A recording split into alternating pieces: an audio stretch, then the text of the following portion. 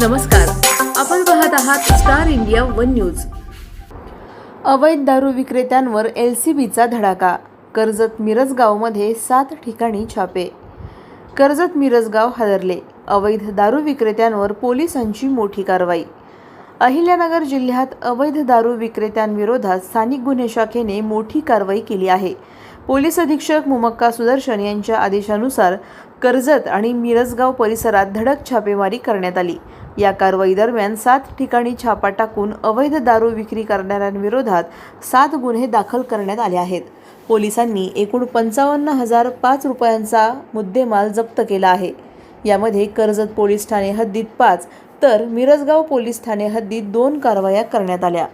अवैध धंद्यांविरोधात पुढेही कठोर कारवाई सुरू राहणार असल्याचा इशारा स्थानिक गुन्हे शाखेने दिला आहे। प्रतिनिधी जाकीर शेख, अहिल्यानगर। अधिक माहितीसाठी स्टार इंडिया वन न्यूज पाहत रहा।